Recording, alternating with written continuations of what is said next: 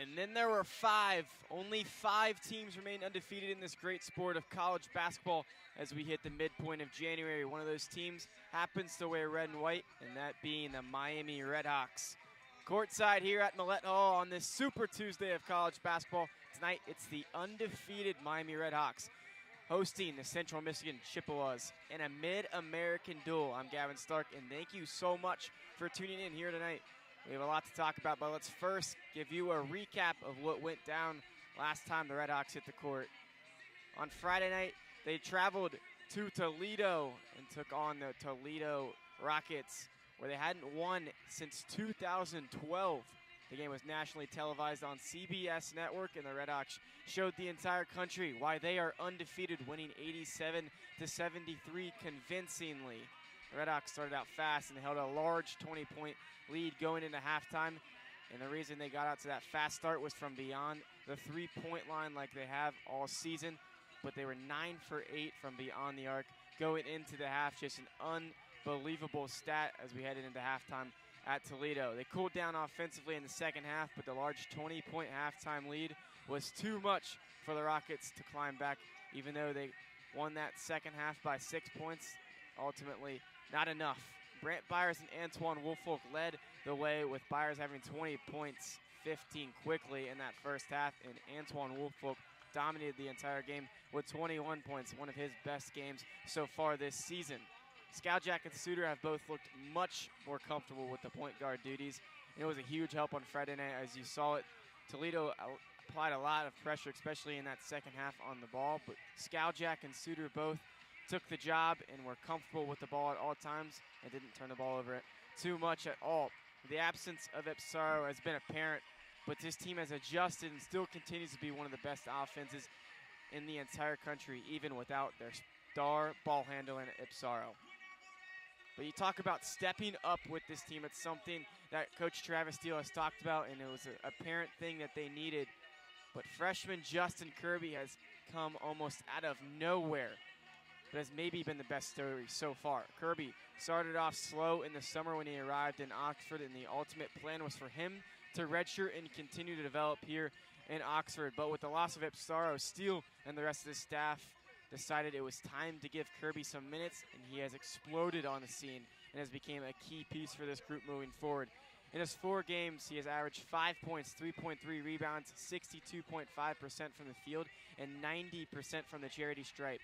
Now, obviously, you hear those stats, and they're not really flashy, but when you watch this kid on the court, it's just unbelievable how much effort he is bringing out there. I mean, diving for loose balls, pushing it down in transition, poking away the ball and forcing steals, and just winning the turnover ratio. When Kirby's on the floor, this team is just firing at all cylinders and working at an all-time level on the defensive end, and it's transitioning into the offensive side of things. I mean, Kirby's looking to get to the line at all times. It's been something that this team has struggled with at times, especially earlier in the season, just getting to the charity stripe, and Justin Kirby has done just that, as he's just looking for contact at all times, it feels like, and always driving downhill. His ability to, guard basically all 5 positions on the defensive end is transitioning into great play on the offensive end, and that's why he's averaging 5 points and had a game here last Tuesday against Western Michigan where he had 10 points and 8 rebounds in 21 minutes, his best game of the season by far. But Kirby, a workhorse, and his effort is apparent when he is on the court. The last player to have his red shirt pulled and play for the RedHawks was Ian Elmer, and he ended up getting in the starting lineup later in that year. And now, well, you see Ian Elmer, one of the captains of this team, was a preseason All-MAC selection this year, averaging double digits for this team, and just a star here in Oxford. Can Kirby be the next one? I don't know. We might find out. I would not be shocked if we see Kirby increasing these minutes, maybe even tonight. The RedHawks, so the next story we can talk about is them nearly cracking the top 25 for the second week in a row. This week they doubled their votes from last week. Last week they received 22 votes to be in the top 25, but this week received almost 50 with 49 votes, but still just outside of the rankings. Now those 49 votes came in third, with the teams not ranked in the top 25, so you can say they're 28th in the country if you like. But Andy Katz gave his power 37 that he does every Monday, and had the RedHawks as the 34th best team in the country, the highest rated mid-major team. Sitting behind them was St. Louis. This team does have a lot to prove as we head deeper in the MAC play, but the win against Akron on the road at Toledo and Bowling Green is a huge boost for this team's confidence, especially when you head into a place you hadn't won since 2012 and you just dismantle a Toledo Rocket team where a lot of people actually chose Toledo to pull off the upset there since it was at home with a good environment, but Miami stepped up to the test and handled business just kind of like that Bowling Green game where they headed into Bowling Green. They weren't favorited, but they started off blazing hot, and it was ultimately too much for Bowling Green to ever really fight back in that one and even make it really close. It was the same story at Toledo on Friday night on primetime on CBS. This historic season is just getting started, and now the target on their backs as every team wants to knock off the unbeaten RedHawks. A preview of tonight's matchup. Well, we'll talk about the RedHawks as they obviously come in as the hottest team in all of basketball, while the Chippewas, they come off a huge victory against Kent State 87-85, grabbing their first conference victory. So if you want to talk about a team with confidence, of course you can talk about the RedHawks, but this Central Michigan team might have some of the most confidence in the entire conference right now as they knock off a good Kent State team with some of the best guards in the conference right there. They step in and knock off a team and win by 2 there, and that's the ultimate confidence boost for a team who started off 0-4 in conference play. This Chippewa team, a team that no one should sleep on, of course. I mean, they showed that against Kent State over the weekend. But if you want to talk about Central Michigan, you got to talk about Nathan Clairbout, and he's the star of this team. As a 7-footer, he's averaging 12.5 points per game, 6.4 rebounds, 1.3 assists, and 58.1% from the field. He's been a star and looks like an all-MAC selection so far during the season. He's leading the team in points, leading the team in rebounds, and leading the team in field goal percentage. Chippewas have struggled with scoring as a team, has only 3 scorers averaging in the double digits. All 3 of those scorers are starters for this team, and those scorers being obviously Nathan Clairbout, the senior, 7-footer, Tamario Adley, another senior, averaging 11.4, and Fat Brooks, the sophomore, averaging 10.8 points per game. Those are your 3 scorers that average double digits for this team. One of those stats that you look at and kind of raise your eyebrow on for this team. And you're thinking, especially with the matchup tonight that they have with the RedHawks, who are just one of the most firepower offensive teams in the entire country, as 4 of their 5 starters average in the double digits, and 1 of the non-starters average outside of the double digits in Elmer Atlason. So that's 5 guys who average double digits for this Miami RedHawk team, and nearly have 6 right there with Luke Skowjak, who's averaging 8 points per game. So a lot different offensively for these teams, but it's going to come up to the size for the Chippewas on if they can, be a little bit more physical with Antoine Woolfolk and also Tyler Robbins as well, the freshman. They've got to be better in that aspect of things, and they'll have a shot here inside of Millett Hall to pull off an upset. Freshman Trey Perry, who missed the last 2 games for this RedHawk team, is active tonight.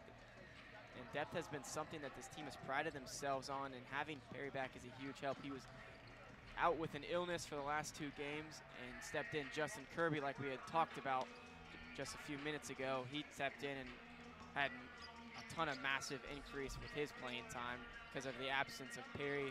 So it's interesting to look at the playing time of these 2 for tonight. I would expect Perry to, kind of ease in, maybe play a little bit less minutes, but it's hard not to play a guy like Justin Kirby, who has just been so good over these 4 games that he has played. All of those 4 games coming in MAC play. We'll take a look into the numbers here as we're about 15 minutes away from tip-off here inside of Millett Hall. Fans starting to fill in here. Western Michigan, though, they average 72.8 points per game, coming off one of their best offensive performances of this season, though, with 87 points against Kent State, and Miami averaging 93 points per game. Just unbelievable stat.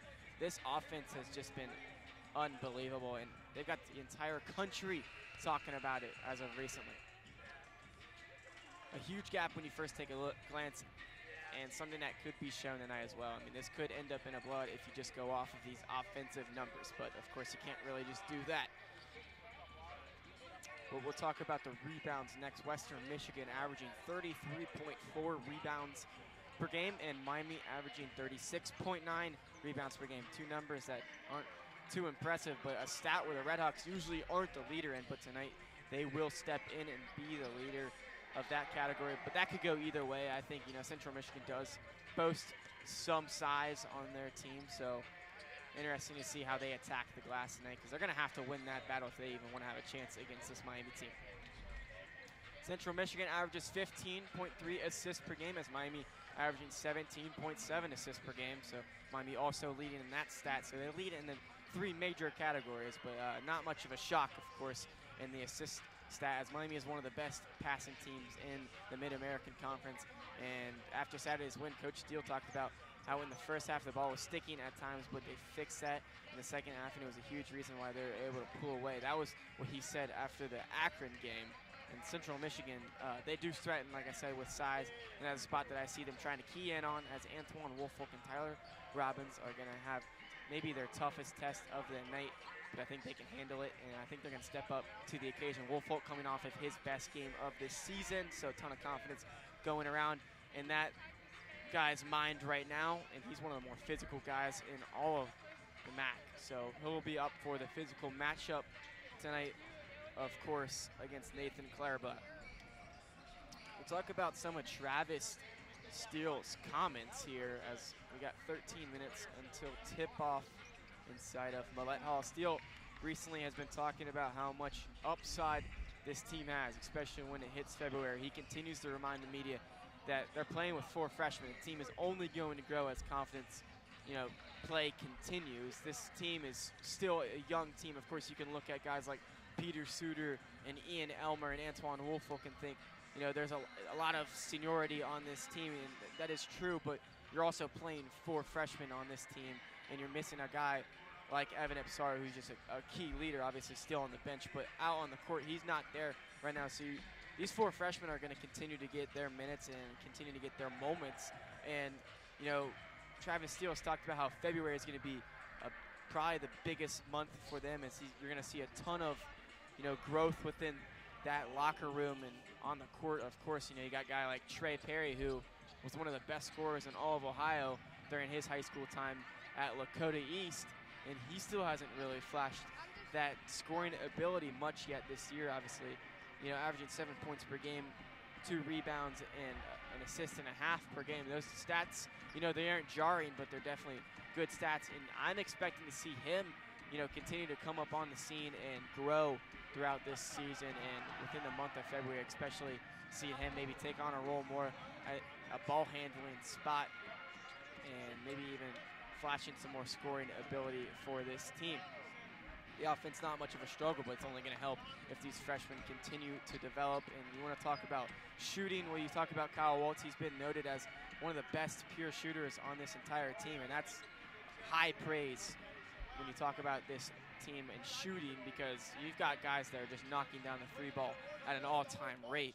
I mean, a guy like Ian Elmer is even coming up on the scene with his 3-point shooting as of recently. He's shooting 40% from the 3-point line now. He started off the season a little bit rough, but as conference play has started, he has become one of the best 3-point shooters on this team all of a sudden. And Peter Suter seems like he's only taking the right shots at the right time, as he just knocks down things at an all-time clip, shooting the 3-point line about 55% from there. Just an unheard of stat, of course. And then Antoine Woolfolk has really stepped onto the scene from beyond the arc. In MAC play, he has now knocked down a 3-pointer in all of those games. At one point, he knocked down multiple 3-pointers in 2 consecutive games, but in these last 2 games, he's knocked down a 3 in both of his games.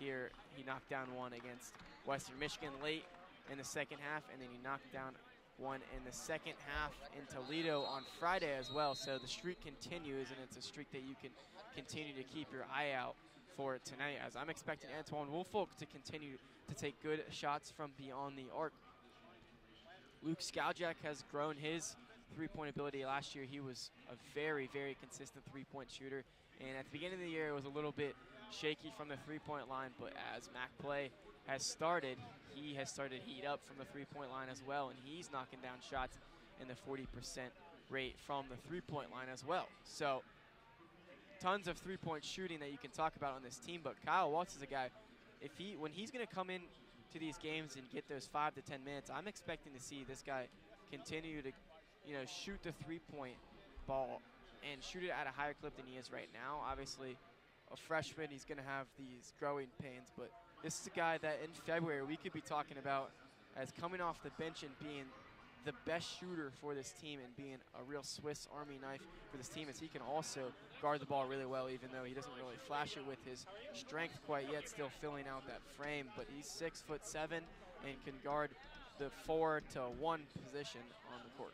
So Kyle Watts, someone that I would like to keep my eye on for the rest of the season. And then Tyler Robbins, another guy who can stretch the floor actually. I mean, he's 6'10", the biggest guy on the team, but he can still stretch it, of course, and shoot the three-pointer really well. In high school, he was one of those guys who was recruited out of Pittsburgh as someone who can, terrorize the paint, but also stretch the floor as well and knock down the three ball at all times. So one of those guys that Travis Steele went out and got. It seemed like a Travis Steele guy, and kind of filling in the role from last year where they missed out on retaining Reese Potter, but Tyler Robbins steps in, and I could see him growing into being a guy kind of like Reese Potter last year, who came off the bench but was a guy who could stretch the floor and knock down the three-point line and basically give you a different look than it was with the starting five in Antoine Woolfolk at the 5 spot.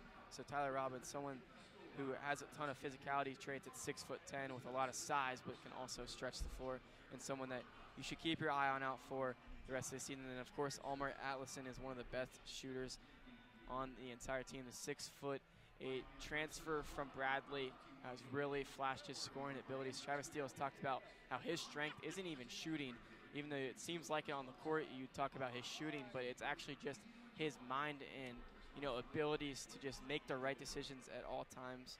That's what they've talked about as Almar's best tribute on the basketball court, and he's made the right decisions a lot of times this season, and also knocked down the three-pointer at a 40% clip, and it's just been a huge addition for this team this year, and one of the key contributors on the offensive end.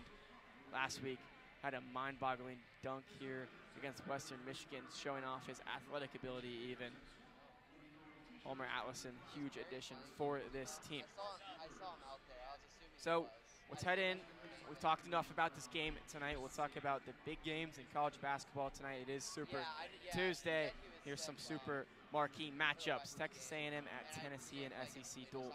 Virginia at Louisville, a top 20 matchup inside of Louisville, Kentucky. Louisville searching for victory as they've been struggling with the loss of Michael Brown, the star freshman. He will not go again tonight, but Virginia looking to stay hot as they're one of the hottest teams in college basketball, ranked number 16 this week in the AP poll, looking to upset Louisville inside of their court.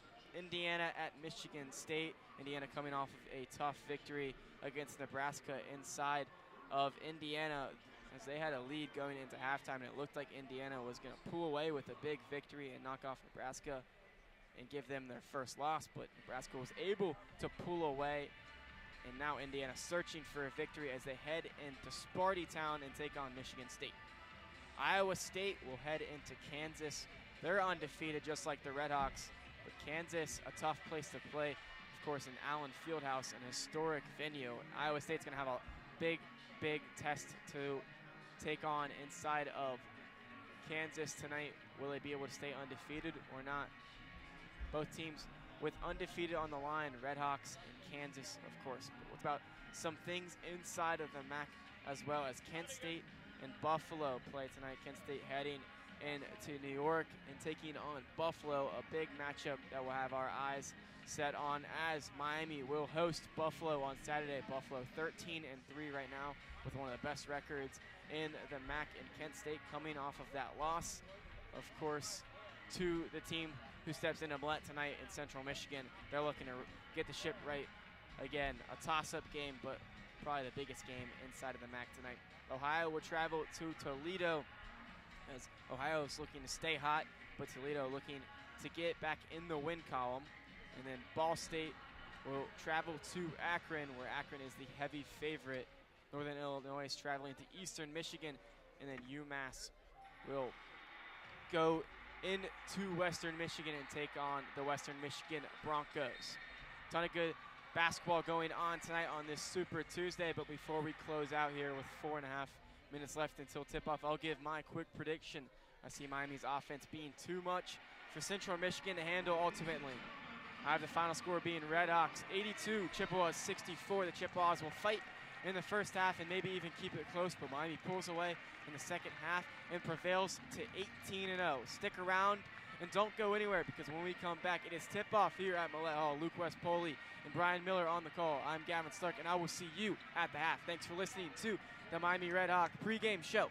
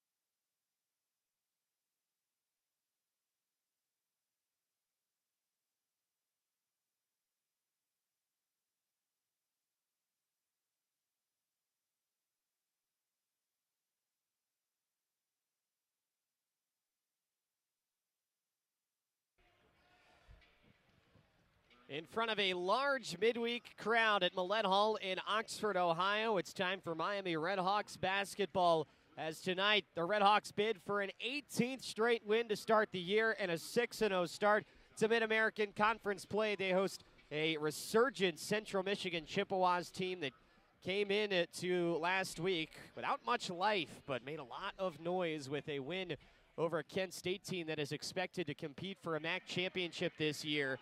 And just like that, Andy Bronkema in year one has his team season right back on track. Luke West Poley, Bryan Miller back with you, and more of the same for the Miami RedHawks, fueled by just a high-octane start on the road against Toledo. Miami took care of business over the weekend against the Rockets. You get the extra day of rest after playing on Friday night, and again, now there are going to be a lot of games like this for the rest of the year where you got to avoid the trap against, again, a Central Michigan team that's proven they can do it against good MAC squads. Yeah, absolutely. Last game for Miami, kind of similar to the Bowling Green game. They're just outstanding in the first half, shot over 65% from the field and 50% on three-point attempts. It was really all RedHawks from that point on. As you mentioned, Luke, this is a Central Michigan team that you have to take seriously. Don't come in with a great record, just 5-12, but a big-time win for them last time out against a very good Kent State team.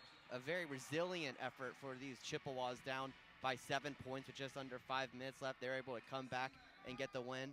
A couple of big-time efforts from Fat Brooks and Keenan Gardner, the key for the Chippewas in that one. For Central Michigan, just 3 wins on the season over Division I opponents, 5-12 overall, 1-4 in the Mid-American Conference, snapping their losing streak that lasted 5 games prior to that win against Kent State earlier on. For the Miami RedHawks, again, as you mentioned, it was an offensive explosion against the Toledo Rockets. Miami 17-0, 5-0 in the MAC for the RedHawks. Just to put this offense into perspective, have played 17 games this year. They've shot 50% or better from the field 13 times. This team can score with the best of them, and they will try to do that in a place that has been very, very kind to them. They broke last week against Western Michigan. And the same lineup they've gone with in the absence of Evan Ipsaro, Ian Elmer, Luke Skaljak, Peter Suter, Antoine Woolfolk, and Brant Byers in the lineup for fourth-year head coach Travis Steele. For first-year head coach Andy Bronkema, coming up from Division II Ferris State, where he won a national title in 2018. He's got many of his own 3 Bulldogs Ferris State to Central Michigan. Overall, a level that he knows very, very well. The starting 5 for Central Michigan: Tamario Adley, Keenan Garner, Nathan Clairbo, Logan McIntyre, and Fat Brooks, the transfer from Michigan, who Miami saw last year in the first season under Dusty May before those Wolverines really took off. But in kind of good news, at least for headline's sake for the Miami RedHawks, Michigan lost a game last week, and so that whittles down the undefeated teams across the entire nation. And Miami is the only mid-major remaining. Central Michigan and the Maroons, they go right to left. Miami and the home whites, they go left to right. And on the tip-off, it's Nathan Clairbo, the redshirt senior and transfer from Ferris State, against Antoine Woolfolk. The ball goes up in the air, kind of a stutter step from both centers. But the ball is batted back by Central Michigan, and they've won the tip as we are underway. Into the front court, a Chippewa offense that doesn't shoot a lot of threes, and down the right alley goes Tamario Adley, pulls up at the right elbow, it skips off the rim, and a physical haul down of the rebound by Ian Elmer on the left side. Yeah, as you mentioned, Luke, Central Michigan, not a team that'll shoot a ton of threes. They'll try to drive it in the paint in the mid-range game today. Woolfolk high post on the right side, finds Byers, has it back on the bottom of the M. Byers down the right lane, lays it off for Woolfolk, who goes from left block to right, lays it off the window and in.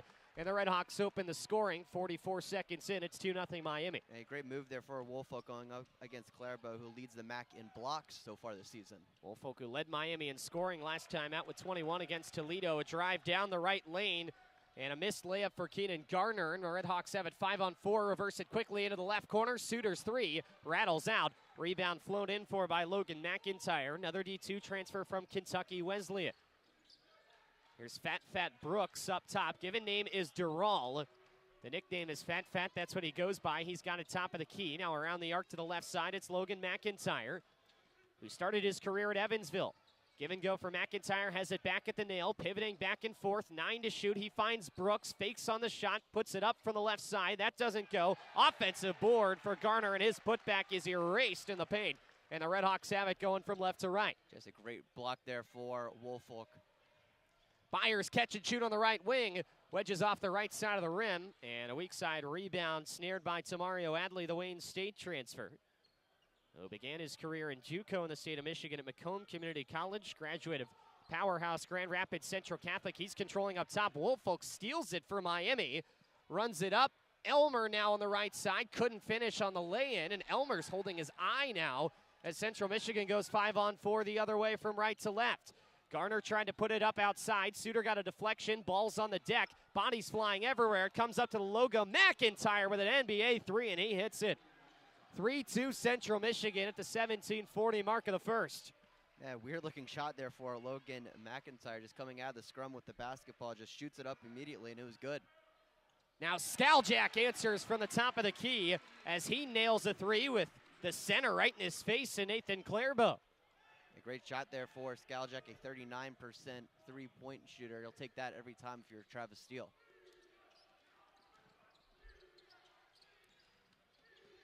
Down the left wing, Brooks slipped and fell, and his pass was out of reach going on the left side for Garner, but it's loose on the floor. Brooks has it back. His lay-in attempt partially blocked. Looked like he might have got hacked on the arm there, but no call, and the RedHawks come away with it. Yeah, I think there were a few fouls you could have called on that last sequence. Suter splits two defenders, shimmies down the right wing, puts up a fadeaway shot off the window. It doesn't go, but Woolfolk tips it back. Maybe with some help from Nathan Clairbeau's fingertips as well, and that drops. And Woolfolk with a great start, doing a little bit of everything so far. 4 points, 2 boards, an assist, steal, and block. 7-3 RedHawks, 16:38 to go here in the opening half. Top of the key, McIntyre. Chest pass to the right wing for Keenan Garner, who holds overhead. 16 points in the win over Kent State for him. Around to the left side for Brooks. Bounces it right block, floater up from there and in for Clairbeau. A solid look there for the Chips. Good mid-range look for the center, Clairbeau. 7-5 Miami. Skaljak drives into the paint. High ball left corner. Brought down by Suter. He's double teamed. He shovels it into the paint for Elmer, who bats it around to himself. Has to come outside the arc with it on the left side where he hands off for Luke Skaljak. Skaljak calls for a screen. Woolfolk obliges. He steps back. Overhead pass goes to the left wing, and Elmer. Jab step with 5 to shoot. Elmer fades away. Tough look with a man on his face. That scrapes the front iron. Good contest by Clairbeau. And a rebound pulled out by Tamario Adley. Adley's stop and go move. Now in the left short corner. Back face to the basket. He puts it back outside with his right hand. Brooks around the arc to the far wing. And now it's Brooks again at the top of the key. Shot fake and drive on Woolfolk to the corner. He goes with a pass, and Garner nails a three. And a technical foul on Garner going back up the floor. So Central Michigan takes the lead. It's 8-7 Chips. But Keenan Garner with a costly technical foul, and that will put Miami on the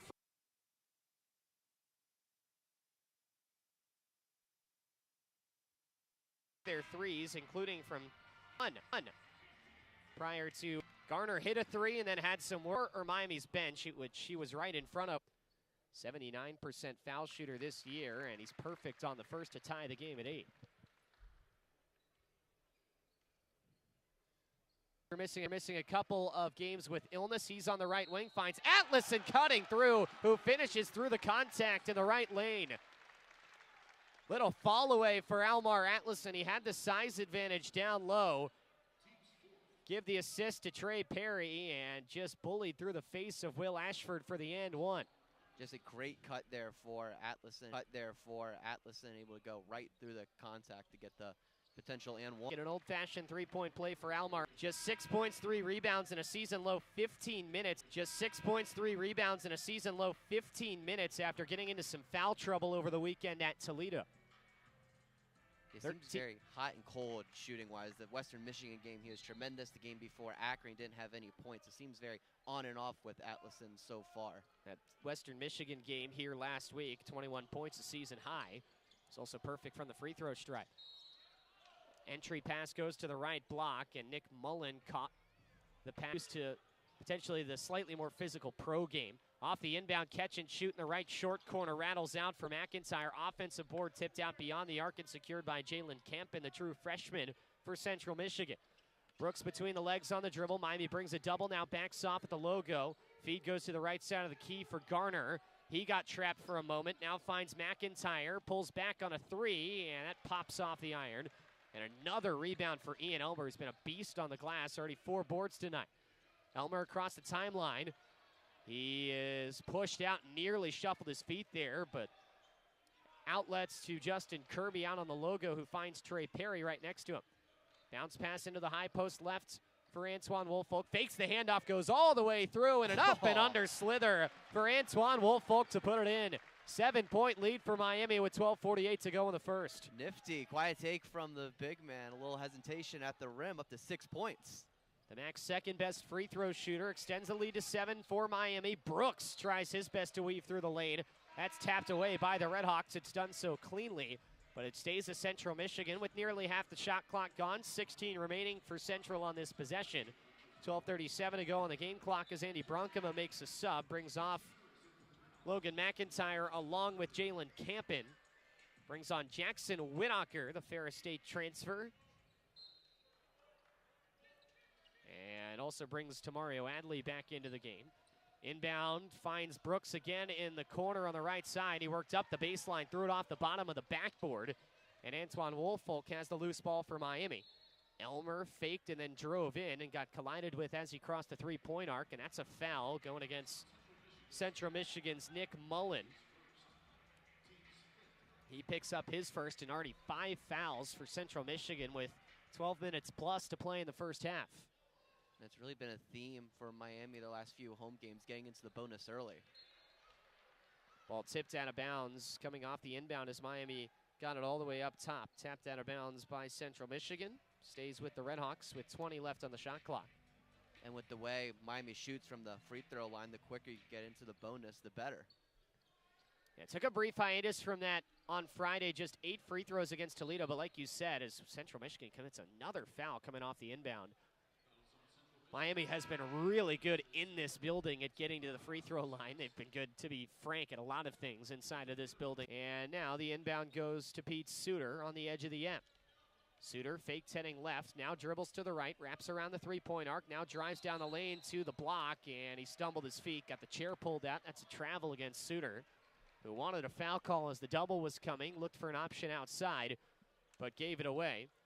Just the first turnover for Miami nearly 8 minutes into this game as they've got a 7-point lead. And that's been the biggest issue for Miami since Absaro got hurt. Just turned the ball over way too much, but a good start for Miami in that department so far. That fat Brooks from the left elbow. Bounces it to Garner in the short corner. Back to Brooks on the left wing. Open three. Line drive short. Right back to him. He drives in. Shot gets partially tipped by Woolfolk. Still gets up on the rim. Loose ball fought for. 2 hands on the basketball for both teams. It's a jump ball with possession.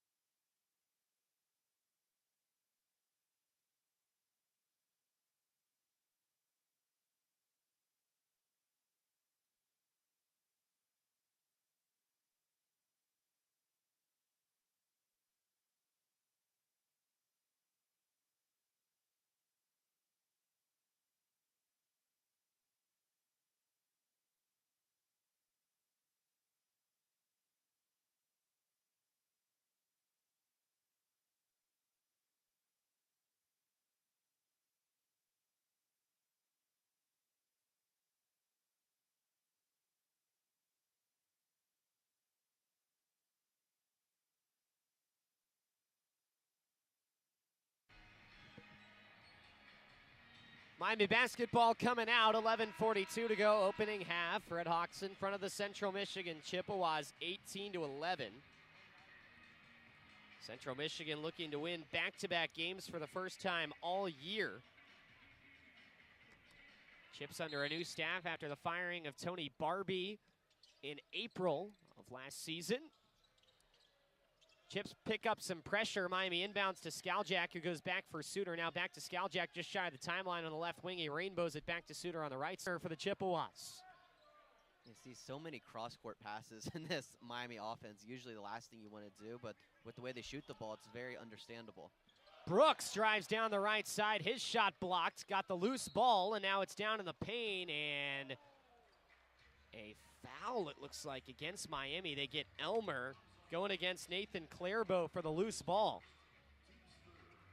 Yeah, Elmer's so close to getting the steal, and the big man Clairbeau seemed like very minimal contact to me. Inbound on the far side baseline for Central Michigan. They get it into Adley, a little bit off balance, but gets it across for Brooks on the near side. Back around to Adley on the far wing. Rocking the pink shoes, rainbows it into the paint, catch, turn around, and off the window and in for Nathan Clairbeau. And the first points in the paint tonight for Central Michigan, you'd think with the advantage that Clairbeau can give you, they would have more. Byers wide open, left wing three, yes sir. Miami just flashed up the court, easy drive and kick out to find a wide open Byers there. Credit Luke Skaljak on the assist. It's an 8-point Miami lead again. Skaljak just done a great job taking the place of Evan Absar, both him and Suter running great work from the point guard position. On the right wing, it's Jackson Whitaker, comes around to screen, hands it back for Nathan Clairbeau beyond the arc, 6 to shoot. He rips it through, hop step down the left lane, gets the foul and the finish.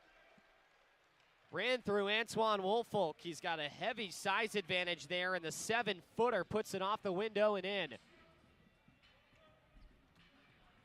It seems like it took a little longer than I anticipated, but they're starting to get the rock to the big man, Clairbeau, leading the Chippewas in points at 12.5 and rebounds with 6.4.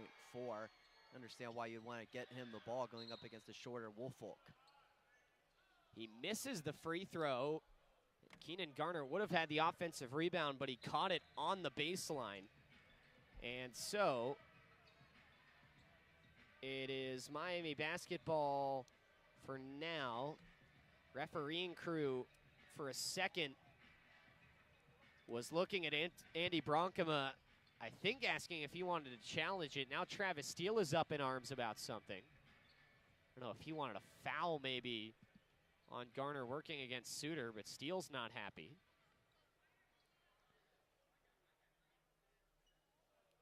So 10-11 for Brant Byers.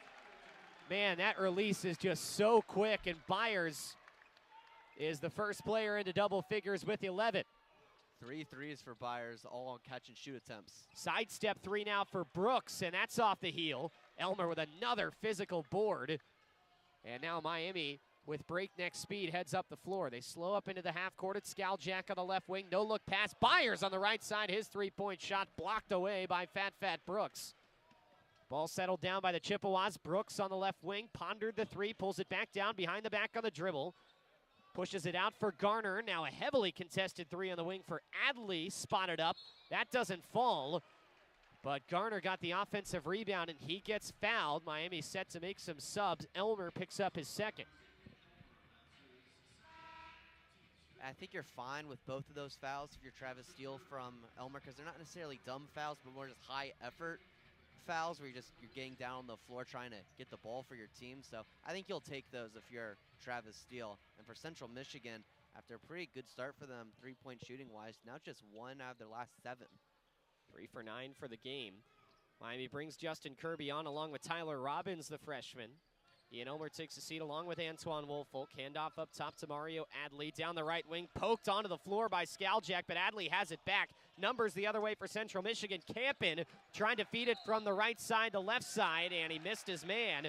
Looking for McIntyre, it's out of bounds. McIntyre says, take another look at that. He thinks it was deflected.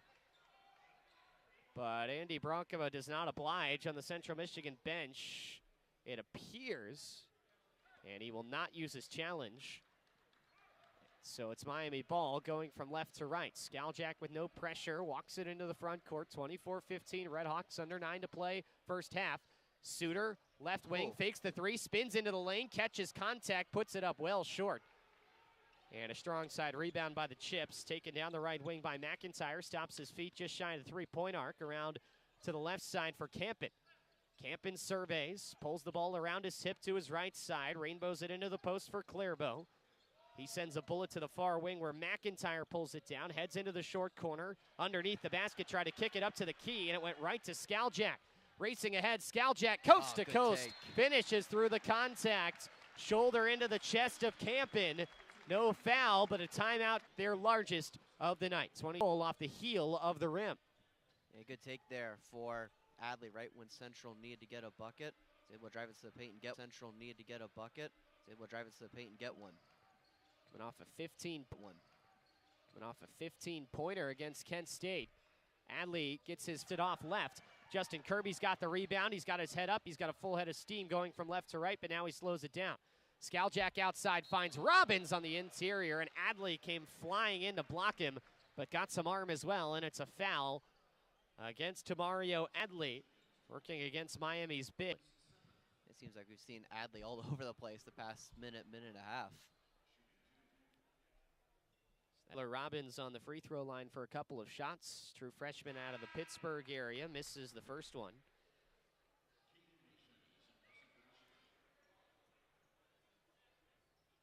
Caden Nation transfers in for the first time substitutes in for the first time, I should say, for Central Michigan. The Indian Hills Community College transfer didn't play against Kent State.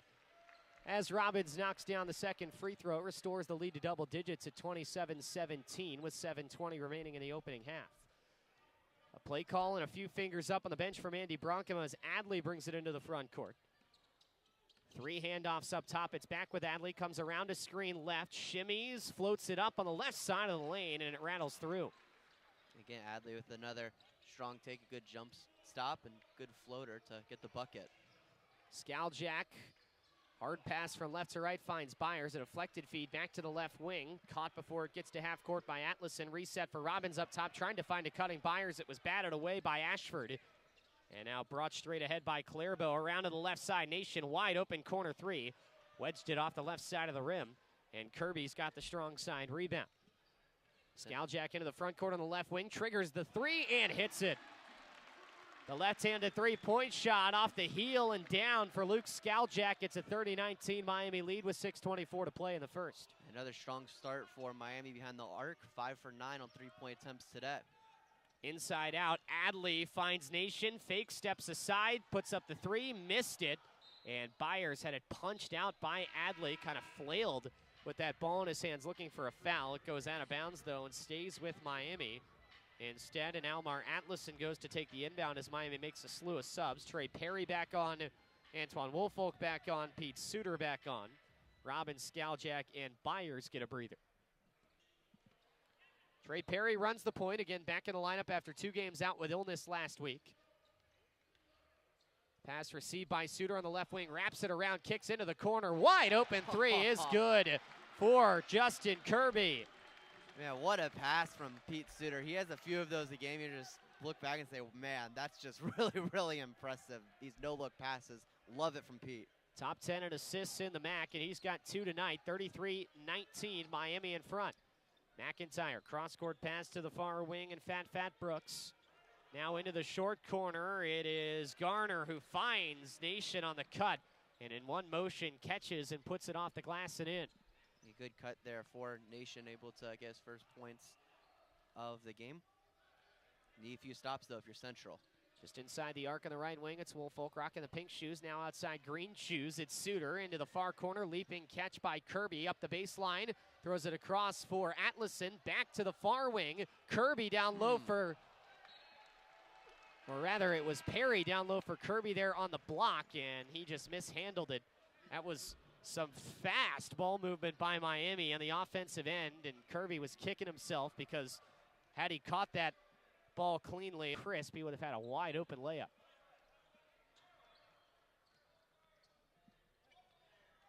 Brooks dribbling with his right hand, waist high, slings it to the elbow, extended for Ashford, just cleanly lost it for Woolfolk, who plucks it away and brings it into the front court. Miami's steals leader, Antoine Woolfolk, collects another as the RedHawks lead by a dozen, but now Perry gives it right back as he tried to drive. Brooks takes it away went up top and got fouled, but Kirby came soaring in to block that shot and prevent a three-point play. That is some bounce from the freshman guard listed at 6'4". Brooks to the free throw line anyway. He's a very good free throw shooter, but that's another one of those plays that isn't really going to show up in the stat sheet for Justin Kirby, but just makes your jaw drop. Yeah, he's not going to get credit for the block there, but just one of those plays you look back and like, man, this guy could be a really, really special player for this Miami team. His defensive ability, it's given this team quite a spark ever since Ipsaro got hurt. Fat Brooks makes the first free throw. Transfer in from Michigan. Three-time first-team All-State selection, and Michigan Mr. Basketball. First Mr. Basketball in the state of Michigan to ever play at Central. Takes a breath, puts up the right-handed free throw. It catches nothing but nylon, and that trims the lead down some more. It's down to 10, 33-23 Miami with 4:37 remaining opening half. Suter dribbles waist high with the left hand. Fake to pass to the inside, now finds Woolfolk top of the key, rips it through the paint, kicks it out. Kirby wide open, tray ball, yes! In the corner. It's Woolfolk again on the find, his third assist, and a couple makes from beyond the arc for Justin Kirby. He's got 7. And we haven't seen a ton of scoring from Kirby so the first half. A look around the world of college basketball with the national scoreboard and a preview of half number 2. That's after the break. Again, after 20 minutes from Millett Hall to score Miami 49 and Central Michigan 35. RedHawks 20 minutes out from their 18th win in a row to start the year. And we'll be back in the second half in just a little bit. You're listening to Miami Basketball on Red Hawk Radio.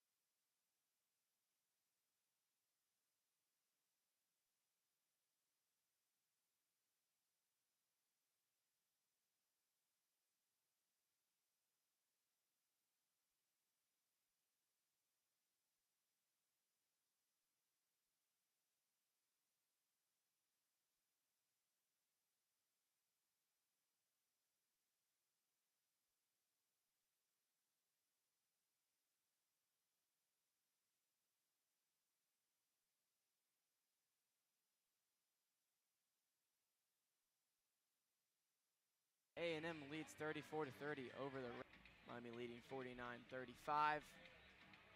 Offensively, Brent Byers the leader with 16 points. Central Michigan doesn't have anyone in double digits quite yet, but Logan McIntyre does have 9 points. Those all coming from beyond the arc. There are 3 for 5 from beyond the arc. Logan McIntyre on 15 minutes play has been the best offensively with his 3-point shooting, and then Claire Brout with 8 points, 4 for 5 from the field, 2 rebounds and 2 assists. I think the one thing that you highlight there is only 2 rebounds for him right now.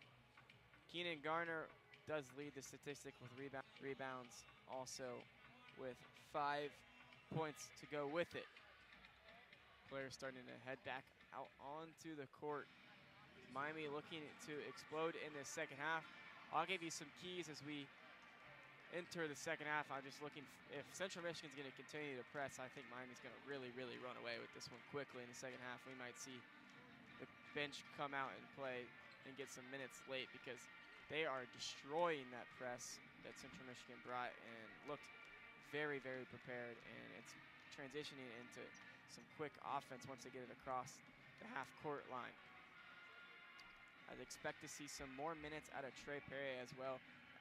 We talked about it in the pregame show on if Trey minutes still, even though, well, in the absence of Perry, had a 3 that rimmed right out, but that was his only shot that he took. It was a very good shot, but Justin Kirby, he's going to continue to get his minutes. That was answered in the first half as he probably had his best half of basketball so far. In just his 5th game, he's already up to his 2nd game in double digits, and we're only a half in, this halftime show here inside Millett, and kick it back to Luke and Bryan for second half coverage here inside Millett Hall. Miami leads 49-35. Thanks so much for listening to the Halftime Report. I've been Gavin Stark, and I'll be talking to you hopefully after a Miami victory here as they look to prevail to 18-0. Big second half coming your way. Stick around. Don't go anywhere. You're listening to Miami Men's Basketball on the Red Hawk Radio Network.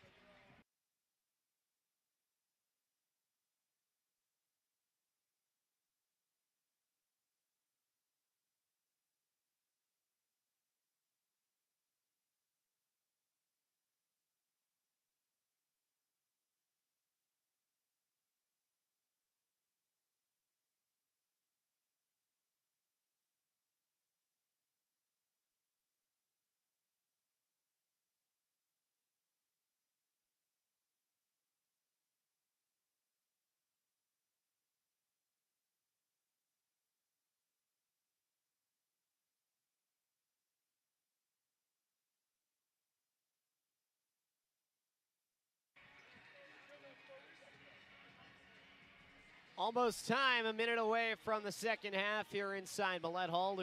Poley, Bryan Miller alongside as the RedHawks lead the Central Michigan Chippewas 49-35.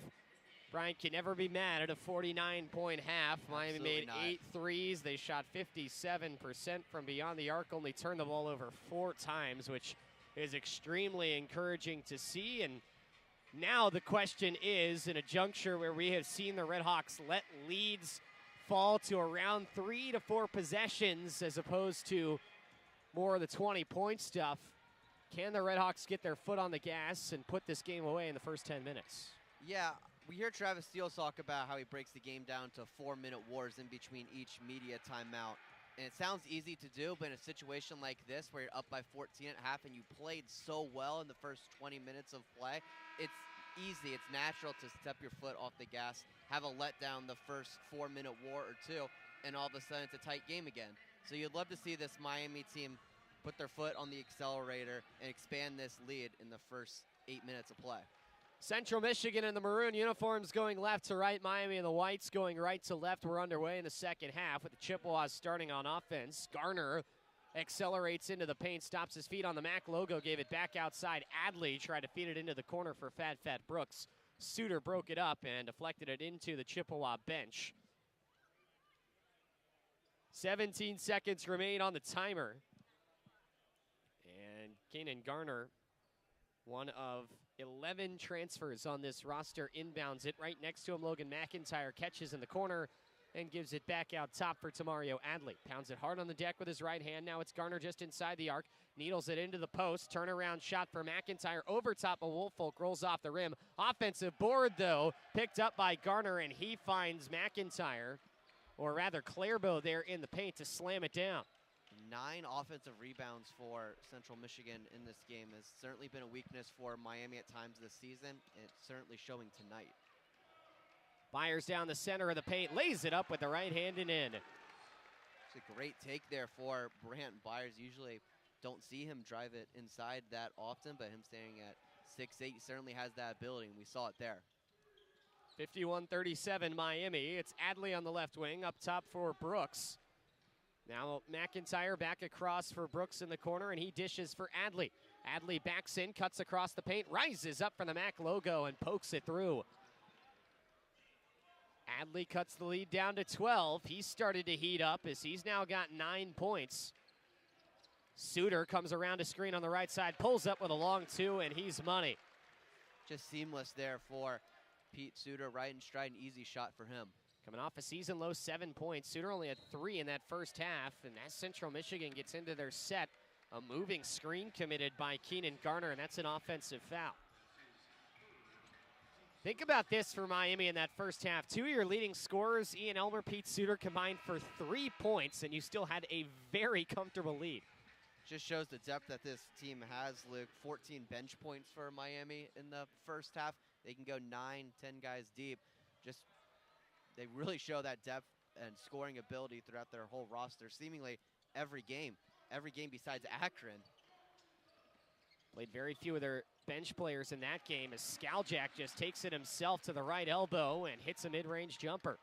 And a couple mid-range jumpers for Miami, one from Pete and one for Luke.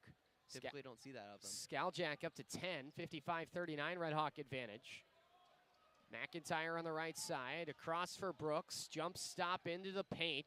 Ball left on the deck, it is scraped up by Clairbeau, and Central resets at the top of the key for Brooks. 6 to shoot now, it's McIntyre cutting back and forth. He slipped and tried to pass it, but lost the basketball.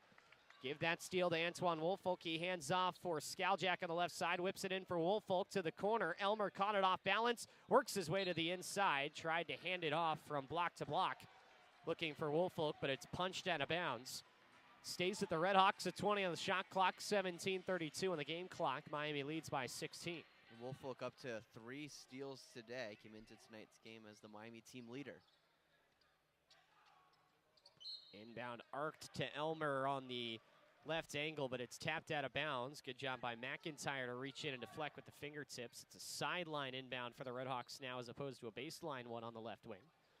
And Elmer just inserts it for Skaljack, who calmly plays it out to the logo.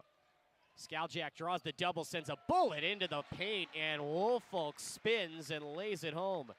Just such a great pass there for Skaljack. Now up to 3 assists today. His court vision is just second to none. 57-39 RedHawks, sadly down the right wing, back up top. Ashford eyed up the rim, pulls it back down, and now Adley jump stops and ran into Suter, putting up the shot. Little runner there that fell off the left side of the rim, but Suter commits the foul and gets his second.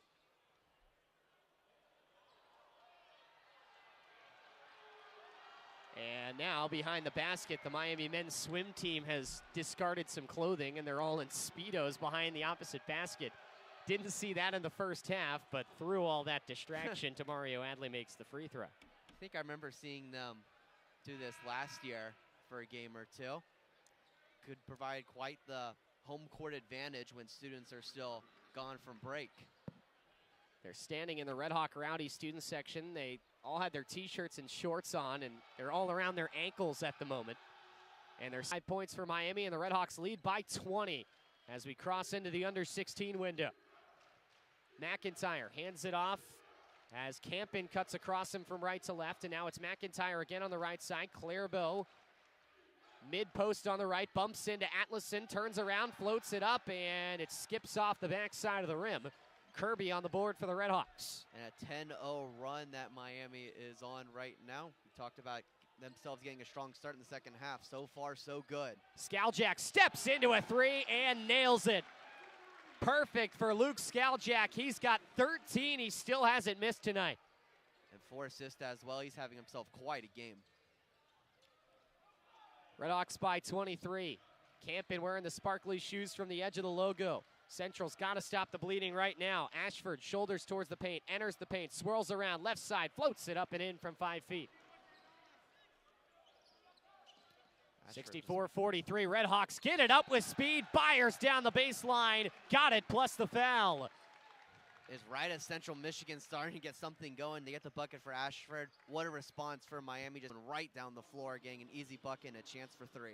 Andy Bronkema gritting his teeth on the Central Michigan sideline, elected not to take a timeout, presumably to wait for the under-16, but the damage has already been done. Miami by 23 with 14:52 remaining in the ball game. It's 66-43 RedHawks, and we're back to Millett Hall in a few. You're listening to Miami Basketball on Red Hawk Radio.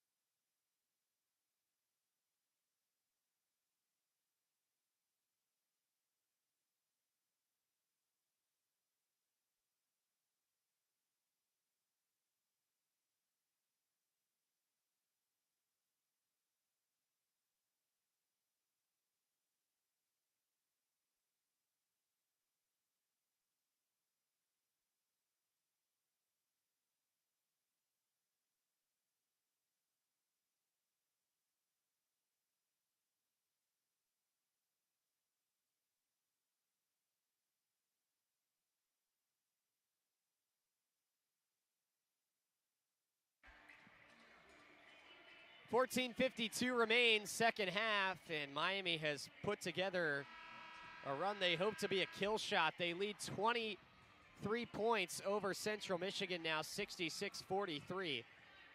And the RedHawks are set to get an and one free throw coming out of this timeout. 22 points for Brant Byers. Luke Skaljak picked up his 5th assist.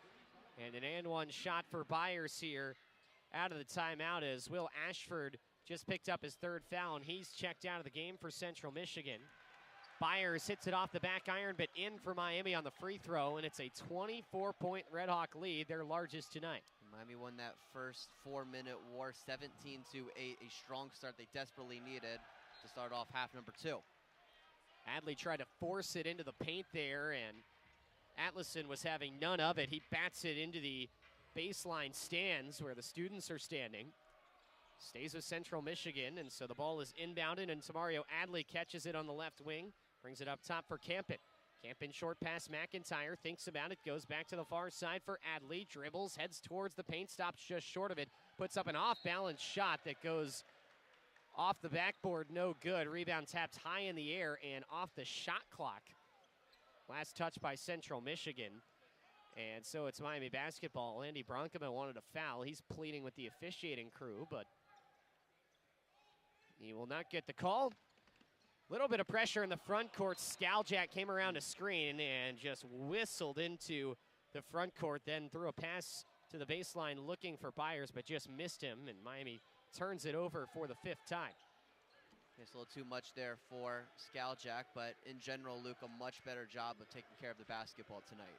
The swim team is loud as Central shooting towards that basket. Garner gets backed up against the baseline, puts it back outside for Campen. He gets into the paint, and now a handoff for a cutting Keenan Garner, and he gets the momentum to put it up and in. But honestly, if you're Miami, you're okay with those types of plays. I mean, they're 2-pointers, and with the way you're shooting the ball, it's just really tough to cut into that deficit if you're Central. Byers shot fake into the paint, and he gets fouled. And so more free throws coming up. Attempts number 17 and 18 for Miami on the night. Adley picks up his 2nd foul, and Brant Byers goes to the free throw line. Yeah, Miami right now currently with 9 more free throw attempts than Central. As we mentioned it earlier, Luke, just gives you such a massive advantage if you're able to get to the line and make your free throws. Byers leaves the first one short. Yeah, seems about right. My bad. My bad on that one. Byers, like the rest of these RedHawks, been shooting a ton of free throws. Talk about that Akron game. He was 11 for 12 from the free throw line in that marquee win for the RedHawks. Second one arches its way through the netting, and it's a 68-45 Miami lead as Brant Byers leads all scorers by a long shot with 24 points. He's 9 for 10 from the free throw line. Next highest scorer is Luke Skaljak, who hasn't missed, 5 for 5 from the field, including 3 3-pointers. He's got 13 in the game. Campen around 2 RedHawks, settles down top of the key, steps back, tees up a 3. It pops out of the well. Skaljak has the rebound, leads Kirby down the left wing, catches the contact and gets fouled, going up with the shot on the left side. Campen gets called for it. That's his first. And Campen up top got all ball, but connected with Kirby down low. And got called for the foul as a result, and a chance to get into career-high territory for Justin Kirby if he can make one of these free throws. He deserves it, man. He has played an awesome, awesome game tonight. And he swishes the first. A career high now, 11 points, besting his 10-pointer against Western Michigan. 2 for 3 from the field, all from 3. 5 for 6 from the free throw stripe. 3 rebounds and an assist for Justin Kirby, the freshman who was a McDonald's All-America nominee and an Indiana All-Star last year. Make it 2 for 2 for the kid. And it's a 70-45 Miami advantage with 13:22 to go in the second half. Brooks fakes left, accelerates right, stops short of the paint, swings it back outside for Ashford. He shimmies to his left. Works into the right elbow extended. Suter's giving him no air. He puts it back outside for Garner. Hop step into the lane, lost the ball for a moment, has it back with 8 to shoot. Puts it to the exterior, has it back on the block, tried to thread it through to Whitaker on the cut. It's stolen away. Suter, open left wing three, off the back iron, and a fight for the rebound. It ends up in the hands of Will Ashford. Woolfolk reached in trying to get cheeky for a steal, and he upended Ashford and gets called for the foul.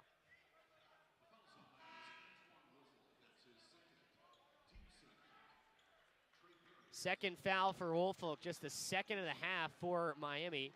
Trey Perry back onto the floor after he was pretty limited in that first half, just 6 minutes. Luke Skaljak heads off, as does Pete Suter, and Ian Elmer checks back on for Miami with 3 fouls. It's good practice for Ian Elmer for here on out, because there'll be a game later on this season where it's much more tighter and competitive than this, where you're going to have to play with 3 fouls with this much time left. It'll be key to not get that 4th. Whitaker cuts across, stops before he reaches the elbow, pushes it back out for Ashford on the wing. Now it's handed off from Garner back to Whitaker, long 2 from straight away, and that does not find its way through. Woolfolk has the rebound, disconnected with Perry for a moment, but Perry scoops it off the floor. Back up the right side, the RedHawks go. Atlason's 3 is downed. Miami can just score in a flash. They lead by 28, 73-45 with 12:04 to play. And they have not slowed down the three-point attempts there. 2 for 4 in the half, shooting 50%. Pretty much round track where they have been. Open 3 for Garner from the right wing, off the interior of the rim and out. And the rebound to Woolfolk, his 7th board. Woolfolk brings it across the timeline, straight away, slips it for Elmer, but it got him off the leg and it's out of bounds. Elmer remains scoreless and just runs right into the huddle. And his teammates picking him up as he heads over to the bench. Tough night offensively for Ian Elmer. He's contributed on the defensive end with 6 rebounds and a block, but Miami has gotten plenty of offense from many other sources with a massive lead at the under 12 timeout. 73-45 RedHawks. Comfortable inside Millett Hall. We'll return after the break. You're listening to Miami Basketball on Red Hawk Radio.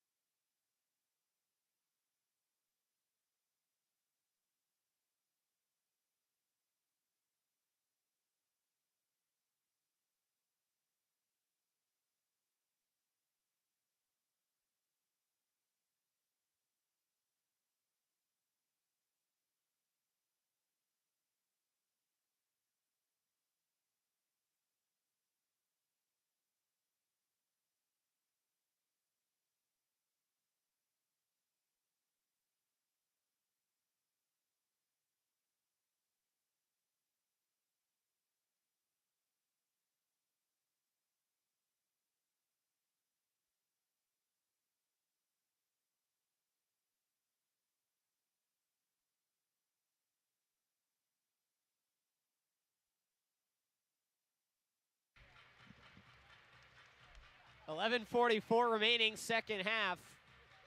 Miami 73, Central Michigan 45. First halves have been a major strength. The first 10 minutes or so of second halves have been a bit of a weakness of this team, especially over the last month or so. But man, it has not been the case tonight. Miami outscoring Central Michigan by 14 in the second frame. They've got a huge lead. Adley on the right wing. Pass up top for Garner. Now on the left wing, it's Brooks. Hands it back for Adley at the key. Adley makes his way to the left wing, fakes a couple passes, now gives one inside to Clairbeau. Back turn to the basket, wraps around, fakes. Guy in his face, he turns around and tosses it up with 2 on the shot clock. Good contest by Woolfolk.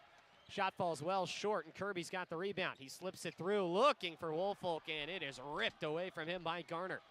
Down the right side, Garner shovels it across for McIntyre, straight down the center of the paint. It's punched free. Woolfolk ends up with it. Perry assisted with the deflection as well for the RedHawks. Woolfolk just pickpocketing McIntyre, up to 4 steals on the game.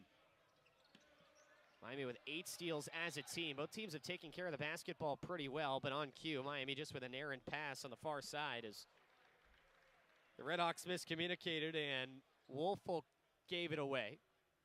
Threw it into the bench. 73-45 RedHawks, 10:43 remaining, second half. Brought from left to right by Tamario Adley. To the left wing it goes for Logan McIntyre. He finds Clairbo just under the key, and he hits a long two-pointer. Clairbo has been a bright spot for the Chippewas today, 12 points, 6 for 10 from the fields. That takes over the team lead for the Chippewas. Perry just goes from one coast to the other and gets fouled as he drives down the wing. Foul goes against Adley. That's his third, 5th team foul for Central Michigan. Luke Skaljak comes back in for Miami along with Pete Suter. Justin Kirby off, Elmar Atlason off. Perry slaps the basketball with his right hand, inbounding from the far side baseline, puts it in short corner for Woolfolk, backing in, draws the double, turns around, throws it to the near side. It's intercepted by Fat Brooks. He finds Adley, who then tried to give a long pass up the far side. That's stolen by Ian Elmer. Elmer doubled, and he releases it off for Perry out near the logo. Drives in at the free throw line, pushes it across left wing for Suter. Back up top, Woolfolk. Thought about the thread through on the cut. Instead, he hands for Elmer on the right wing. Spins at the free throw line, back outside. Woolfolk gets to the right block. Backs out mid-range territory. Finds Suter edge of the paint. Pulls up for the second hash and rattles it through. Pete Suter up to 7 points. And Miami leads 75-47 with 9:41 to play. It just seemed like all the Central Michigan defenders just backing away from Suter when he had the ball, expecting him to go down to Woolfolk. Suter will take advantage of the open space, hit the easy jumper. Clairbo with his back turned from the right block, turns around, hooks it over top of Woolfolk and scores. Again, he's got a bit of a size advantage, 3 inches on Antoine Woolfolk as the ball rolls into the student section there. So delay on the inbound. That gives Andy Bronkham time to set up his press, but Miami just breaks it immediately as Skaljak goes across the timeline on a pass to Ian Elmer. RedHawks reset in the half court up top for Suter. Overhead pass Elmer on the left wing, further into the corner for Luke Skaljak.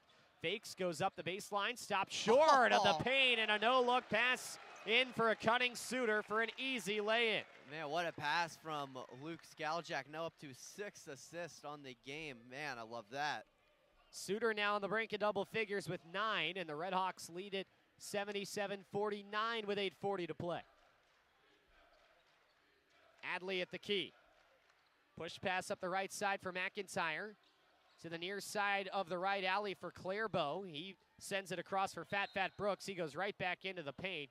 Gets fouled, goes up for a shot, makes it, but they call the foul on the floor. They get Trey Perry for hacking Brooks on the slash across. Tyler Robbins comes back in for Miami to replace Antoine Woolfolk. Clairbo's been doing work for Central Michigan, and he gets a chance to take a seat with Caden Nation coming up. Fresh 20 on the shot clock for the Chips. It's bounced up the far side for Nation on the inbound. Now into the post, a little turnaround for Garner, and he scores it over top of Tyler Robbins. A good take there for Gardner, going right at Robbins. Skaljak crosses over down the left side. He missed the layup. Great move, but just couldn't quite finish. Now a long pass ahead finds Garner in stride, and he catches, doesn't even take a dribble, and lays it through. Now the RedHawks go up the floor, and Robbins just mishandled a pass that would have given him an easy layup. Instead, it's out for Elmer. Had an open look for 3. Instead, he drives in, and now he misses a layup, and an offensive rebound for Robbins, and he puts it back in on the left side. Good recovery throughout that possession for the freshman Tyler Robbins. Mishandled the ball in transition, but is eventually able to get the bucket to go. First field goal for Robbins. Shot fake on the right side of the paint for Adley. Then he bunnied it too strong. 5 feet from the basket. RedHawks come away with it, and now Suter goes behind the back, pulls up with a long 2, and that's buttery for Pete Suter. He's heating up. Step back about 5 feet, that's a 3, but Pete Suter's game is those mid-range jumpers, and he's up to 11 points for Miami, who now have 5 players in double digits. 81-53 RedHawks, just over 7 minutes to play. Adley controls in front of his own bench, buries the ball deeper into the corner for Nation, and now he goes into the paint for an off-balance look by McIntyre, but that rattles through. 81-55 Miami, under 7 minutes to play. Crossover Suter, and he misses another layup. Rebound loose on the floor, and it's plucked away by Central Michigan, but then Adley turns it over. Skaljak batted it down, has a return feed, pushes across, wide open three, Suter from the right wing, off the back iron, and Robbins went over the back going for the rebound. And so that sends us to the under 8 timeout. Miami's missed a lot of layups, but luckily they've done pretty much everything else right offensively in this game. They've crossed the 80-point mark already. They've got a 26-point lead, and we still have 6:38 to play. 81-55, Miami in the driver's seat, going for 18-0 and 6-0 in league. And we'll take another timeout and be back to Millett Hall after this. You're listening to Miami Basketball on Red Hawk Radio.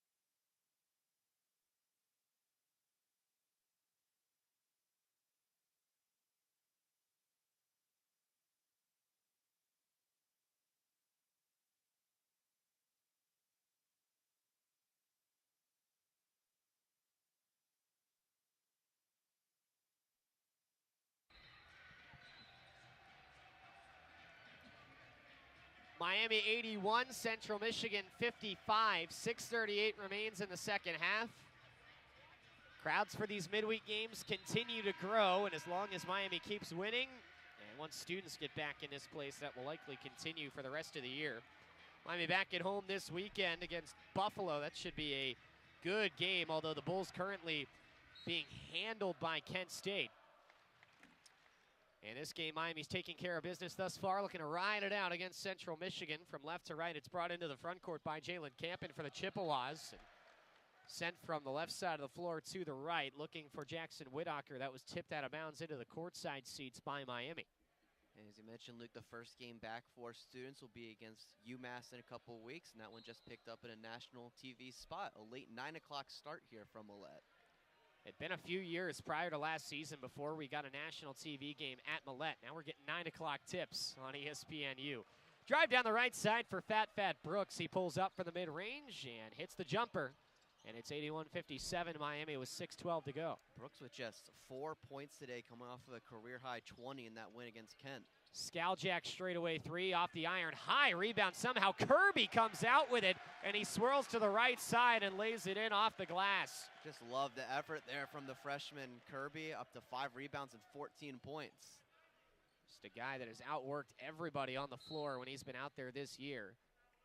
As Central Michigan was setting up in the half court, got a foul on the inside against Miami away from the ball. They get Luke Skaljak. He gets his first. 5:50 remaining. Almar Atlason comes back on. Tyler Robbins off for the RedHawks.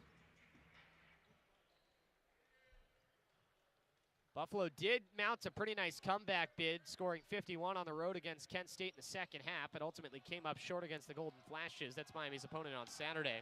Off the inbound, Nation tried to drive in and just lost the ball. It flew about 15 feet in the air, and Skaljack came out with it for the RedHawks. Now Byers down the left alley, kicks out Elmer, cuts across the paint, gets fouled, tossed it up well short, kind of throwing that over his head with his momentum carrying him away from the basket, but he's fouled, and a free throw trip coming up for Ian Elmer with a chance to get on the board for the first time tonight.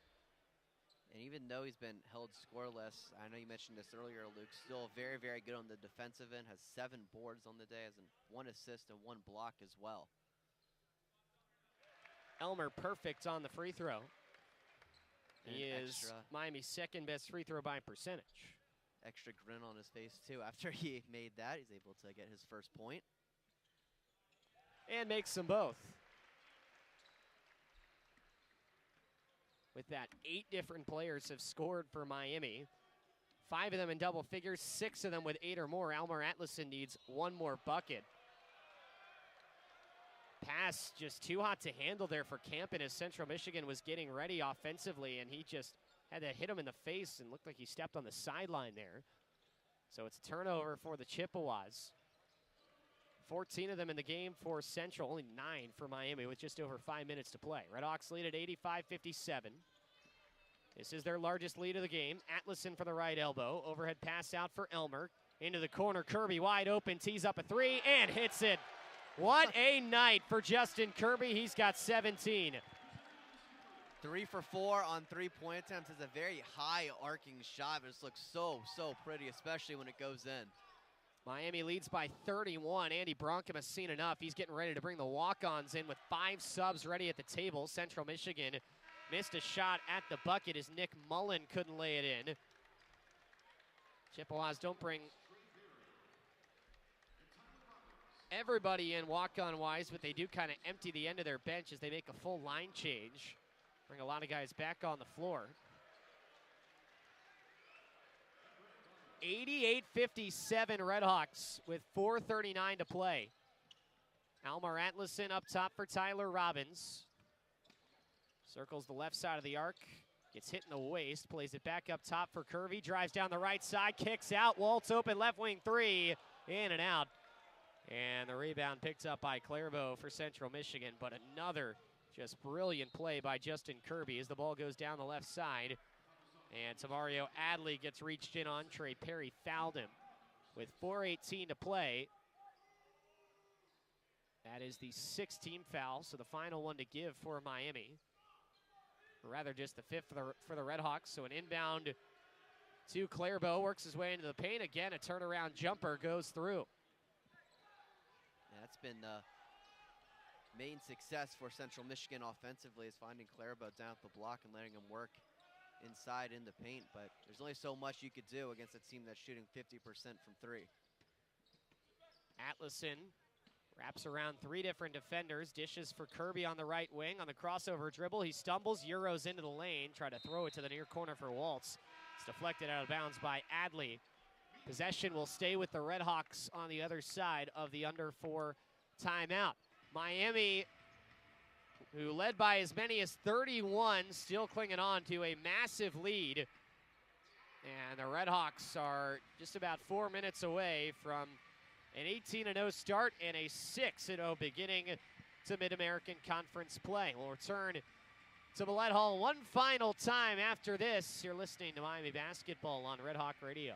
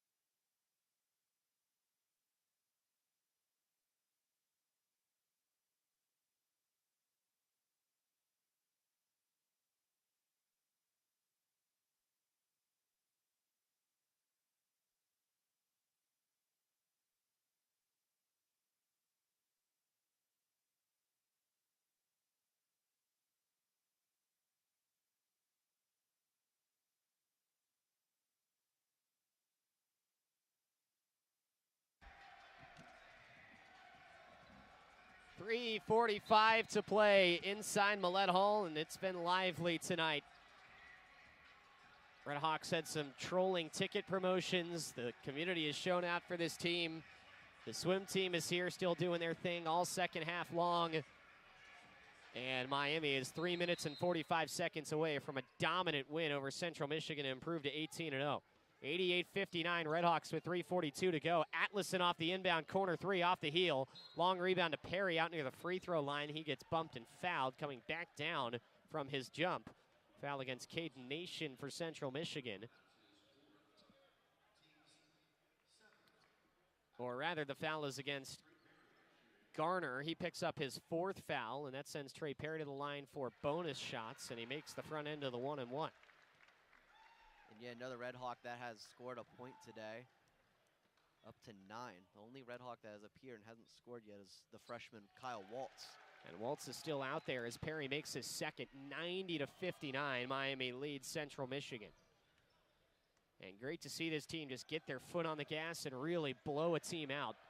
It's been a little while since we've seen them truly do that. Yeah.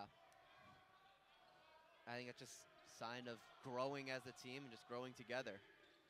Clairbo on the far block, forced it into the paint for Garner. He tears it away from his defender, lays it up and around the iron, but got fouled. Omar Atlason picks it up. That is his second foul and the 17th foul for the RedHawks. And that sends Keenan Garner to the free throw line. It was a state champ with Fishers as he misses his first free throw. That was the first state championship, believe it or not, in Fishers history. A program that, as we speak, is ranked top 5 in the country right now for high school basketball. As we mentioned earlier on, the alma mater of both Keenan Garner and Justin Kirby, who's had a tremendous night. Garner misses the second one as well. It's an 0 for 2 trip, and the RedHawks bring it up the floor with Trey Perry going from right to left. Into the corner, it's Kyle Waltz, bouncing it low post for Tyler Robbins. One-on-one with Clairbo, spins right by him and lays it off the window. Love seeing the take there from Tyler Robbins. Really just pulled the chair underneath his defender, up to 5 points. 92-59 RedHawks with 2:48 to play. Ashford down the left side, bumps into the paint, pushes back to the exterior for Garner, spinning left and right in the short corner on the right side, bumps into Atlason. Robbins stripped it away for a moment, scooped back up, thrown up top, 3-ball from the big man. Clairbo missed it, but a foul on the floor against Atlason as Garner split 2 defenders going for the rebound, would have had it.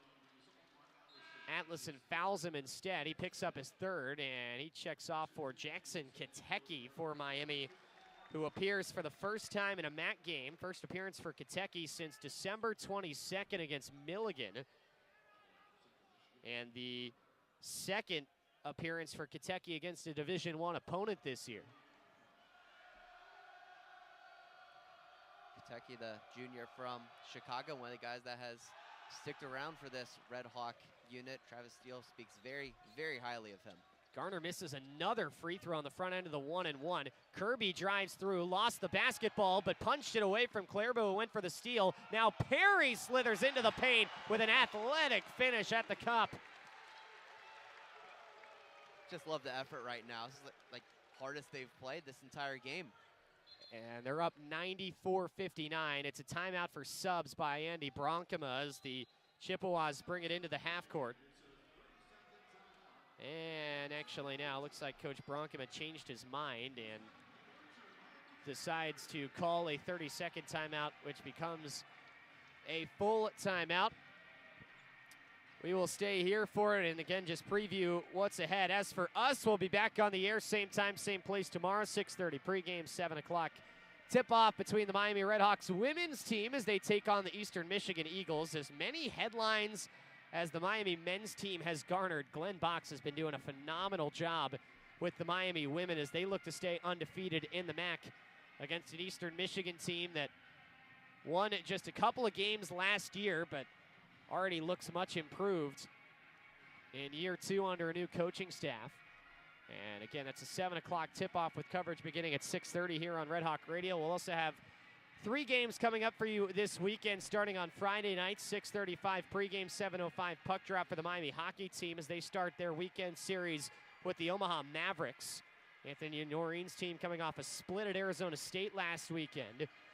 And we'll also have the Saturday night game for you as the back end of a doubleheader. First, we will be here for Miami men's basketball as the RedHawks take on the Buffalo Bulls. 12:30 pregame, 1 o'clock tip-off here on RedHawk Radio. And then, of course, as we mentioned, the second of our twin bill crosstown at Goggin Ice Center, Steve Cady Arena.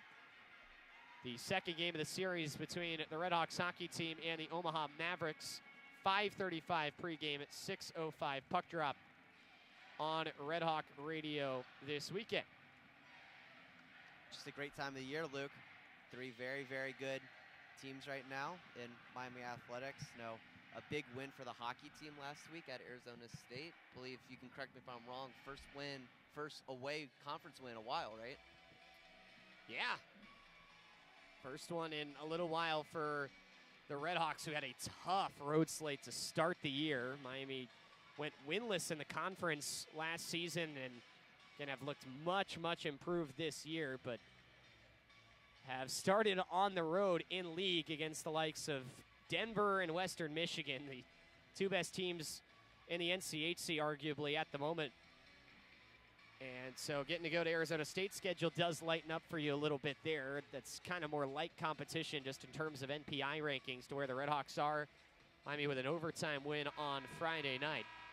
Came away with the split. Still a good milestone, though, in what's been a much improved season, so I still like to see that. You feel very good if this upward trajectory continues that Miami will likely contend next year to make the NCAA tournament for the first time in roughly a decade. The men's basketball team looking to make the NCAA tournament for the first time since 2007 this year as we move back underway. And looks like the shot and game clocks weren't started properly on the inbound for Central Michigan. So we stop for a second for a reset. 94-59 Miami, 2:04 remaining. And the inbound goes into the backcourt for Fat Brooks for Central Michigan. Around a screen, Brooks bumps in, fades away from the right elbow, and stuck it off the back iron. Robbins grabs the rebound for the RedHawks. Perry between the legs, shakes up top, plays catch with Robbins, has it at the key, goes between the legs again, high feed into the corner, Waltz rises to get it for the RedHawks. Bounced up to the elbow for Robbins, he finds Perry, Euro into the lane, and through the skyscrapers, got fouled, got a shot up on the rim, but didn't find its way through. But a couple free throws coming up for Trey Perry.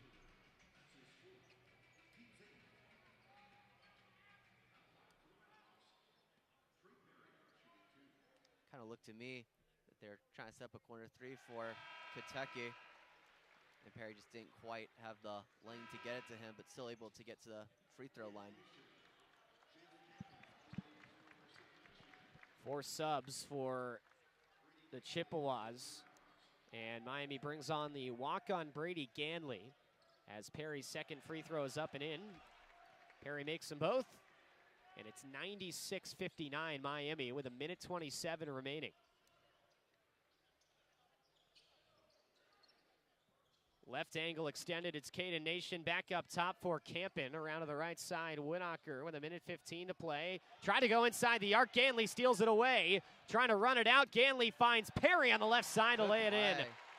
Unselfish from the walk-on, Brady Ganley on the assist, and he's got a smile on his face as Trey Perry finished it off for him. Miami gets set to bring another walk-on in, and Ethan Wright enters the game to replace Tyler Robbins as Miami's up 98-59 with 1:07 to play. I think everyone here in Millett wants one more bucket for the RedHawks to reach triple digits. Campen feeds it up the left side for Jordan Brooks. Now on the hashes on the right side, Nation fades away. That pops out. Kyle Waltz has the rebound for Miami. Waltz across the timeline from right to left, feeds Ganley up top. Now it's Perry on the right wing, smothered by Campen, gets rid of it, back to Ganley, and now Katecki straight away. Hands off for Wright. Wright goes back in with a bullet for Kentucky, goes through contact and gets fouled. And Jackson Kentucky has a chance at the free throw line to get the RedHawks into triple digits.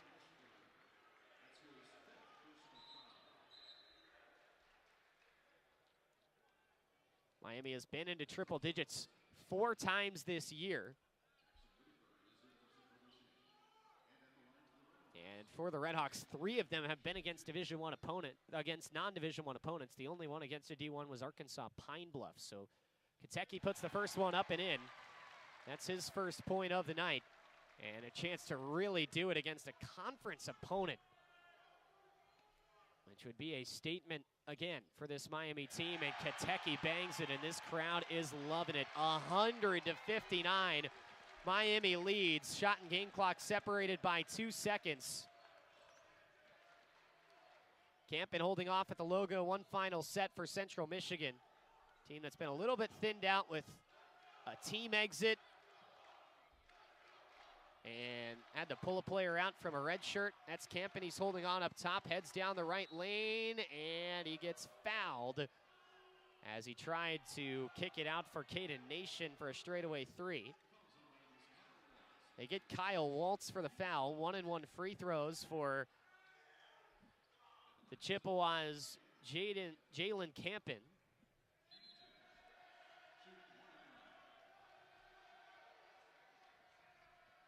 Campen gets set to take the first shot. Officials have to reset. Originally, they signaled 2 shots. It's just 1-and-1. That was the 9th team foul for Miami. RedHawks will dribble this one out after these free throws. Campen makes the first. I think the swim team behind the basket's as loud as they have been all game. They haven't let up at all. They have not. Talking about effort late into this game, it's shown on the floor. It is shown in the stands from those guys. Campen makes them both. That'll prevent it from being a 40-point win for Miami, but none the matter as it's brought into the front court by Trey Perry, and this crowd rises to their feet.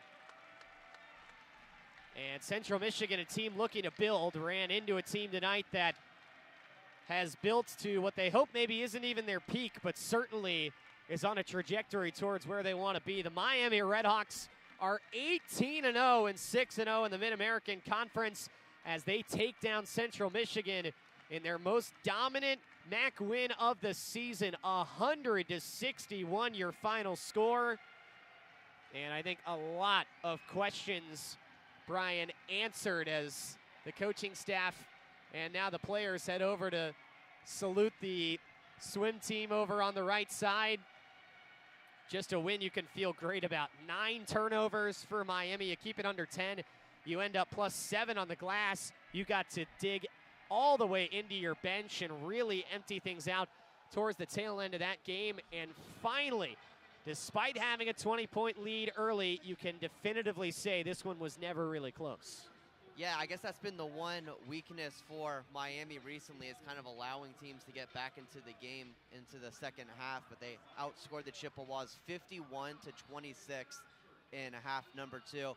Really put this game out of reach for the Chips really early on in the second half. That is exactly the start that you're looking for Miami, ways to just finish a team off that frankly you're supposed to beat. So that will finish things off for us on the night. We'll take a break, and when we come back, Gavin Stark has your Red Hawk Radio post-game recap of this one and a look ahead for the Miami RedHawks, who are 18-0, shattering records left and right. And the RedHawks continue just a magical season here this evening as they take down Central Michigan. 100-61 is your final score tonight. Miami winners over the Central Michigan Chippewas back here at home against Buffalo on Saturday, 12:30 pregame and a 1 o'clock tip-off.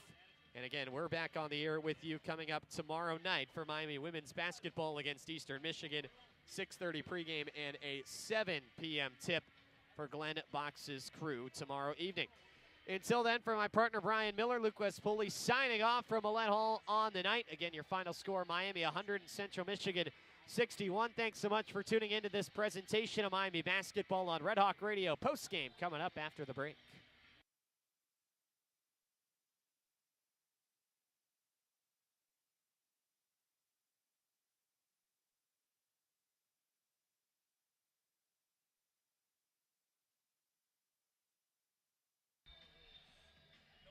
18-0, the Miami RedHawks stand now after a dominant victory, 100-61, the final here inside Millett Hall. A lively crowd on this Tuesday night here inside Oxford, and there's a real buzz going around in Oxford, Ohio around this time of the year, as they're now 18-0 and a ton more to look forward to, as on Saturday they'll take on the Buffalo Bulls right back here inside Millett Hall. 1 p.m. tip-off inside of Millett Hall. An exciting one about to go down on Saturday night. Buffalo today lost to Kent State as that final comes down to 87-81. Buffalo loses at home, so they're going to be looking to right the ship in the right direction here inside Millett Hall and play spoiler. But the RedHawks prevailed at 18-0, 6-0 in conference play. And the star of the night, you could say Brant Byers with 24 points, but I'm going to go and give it to Justin Kirby. 17 points, 4 for 5 from the field, 3 for 4 from the three-point line, and 6 for 7 from the free throw line. Tagalongs with 6 rebounds and 2 assists on 22 minutes played. We've got a star in the making here for this Miami team, as the freshman who was considered to be a redshirt has changed that and now has just came up on the scene since this episode injury, and things heading in the right direction for this team. But also with Justin Kirby, things continue to swift in the right direction as the RedHawks get to 18-0. 5 people in double digits for them, and 2 other people with 8 points. Trey Perry came back after missing the last 2 games due to an illness and had 8 points and brought a ton of energy off the bench like always. And even the walk-ons got to get in. Brady Ganley and Ethan Wright got some playing time as well. That'll do it here inside Millett Hall. Gavin Stark saying so long for now. We'll be back tomorrow as Wednesday, the Miami women's basketball team playing host to the Eastern Michigan. And it'll be a good one as well. Both teams looking to stay undefeated in conference play. Miami wins basketball tomorrow here. Gavin Stark saying so long from now. Miami wins 100-61. Thanks for listening to Miami men's basketball on the Red Hawk Radio Network. Back tomorrow.